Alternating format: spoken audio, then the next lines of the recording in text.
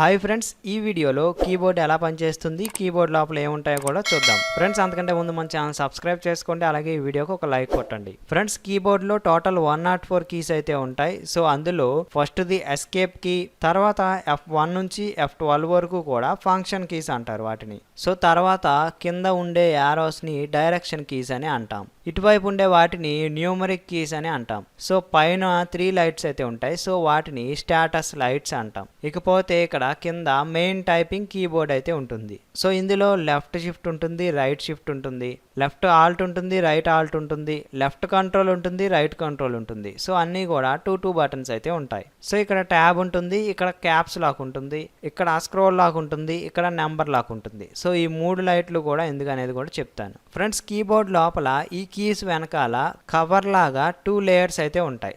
So ఆ layers మీద circuit layouts అయితే ఉంటాయి. ఫ్రెండ్స్, ఆ లేఅవుట్ ఈ విధంగా ఉంటుంది. ఇది ఫస్ట్ లేఅవుట్ అనుకుందాం. సో ఇది సెకండ్ లేఅవుట్ అనుకుందాం. సో ఒకదాని మీద ఒకటి ఉంటుంది.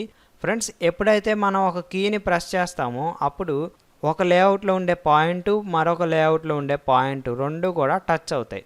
సో టచ్ అయ్యి మైక్రో కంట్రోలర్కి పంపిస్తాయి డేటాని. సో ఇది ఒక లేఅవుట్కి సంబంధించిన పిన్స్, ఇవి ఇంకొక లేఅవుట్కి సంబంధించిన పిన్స్. సో ఈ లేఅవుట్ నుంచి ఈ లేఅవుట్కి పిన్స్ టచ్ అయినప్పుడు మైక్రో కంట్రోలర్కి సిగ్నల్స్ వెళ్తాయి. సో అట్లా వెళ్ళినప్పుడు ఆ మైక్రో కంట్రోలర్ ఏం చేస్తుంది, ప్రాసెస్ చేసి USB ద్వారా మన కంప్యూటర్కి డేటాని పంపుతాయి. సో నెక్స్ట్ ఇక్కడ చూడండి, A14 నుంచి D2కి ఒకే పాయింట్లో టచ్ అవుతాయి. A14 D2. సో ఈ పాయింట్ తప్ప వేరే ఏ పాయింట్లో కూడా టచ్ అవ్వవు. So A14 and D2, so ఈ రెండు కూడా మనం K అనే బటన్ ప్రెస్ చేసినప్పుడు టచ్ అవుతాయి. సో ఈ రెండు టచ్ అయినప్పుడు మైక్రో కంట్రోలర్ సిగ్నల్ వెళ్తుంది. సో ఆ మైక్రో కంట్రోలర్ కీబోర్డ్ నుంచి డేటాని పంపిస్తుంది USB ద్వారా. సో ఇందులో చూడండి, లేఅవుట్ అయితే ఈ విధంగా ఉంటుంది.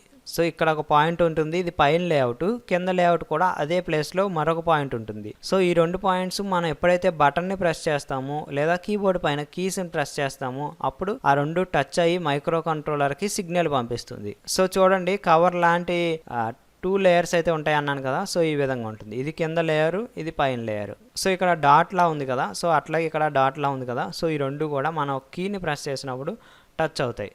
సో ఫ్రెండ్స్, నెక్స్ట్ ఇక్కడ ఈ 3 లైట్స్ గురించి చెప్తానన్నాను కదా.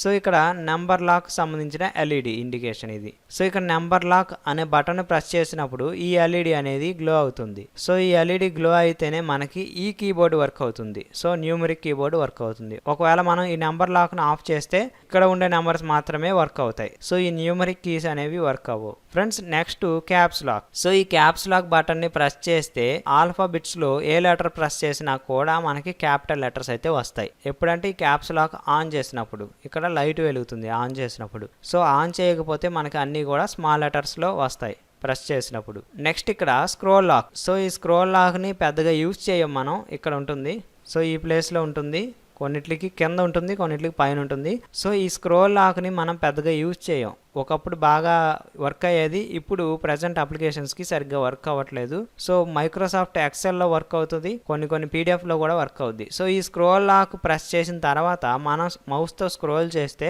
పేజ్ టు పేజ్ షిఫ్ట్ అవుతుంది. పేజ్ టు పేజ్ షిఫ్ట్ అవ్వాలంటే ఈ స్క్రోల్ లాక్ని అయితే యూజ్ చేయాలి. ఓకే ఫ్రెండ్స్, కీబోర్డ్ గురించి బేసిక్ ఇన్ఫర్మేషన్ అయితే దొరికింది అనుకుంటున్నాను. ఈ వీడియో మీకు నచ్చినట్లయితే లైక్ చేయండి, షేర్ చేయండి. మరిన్ని లేటెస్ట్ అప్డేట్స్ కోసం సబ్స్క్రైబ్ చేసుకోండి.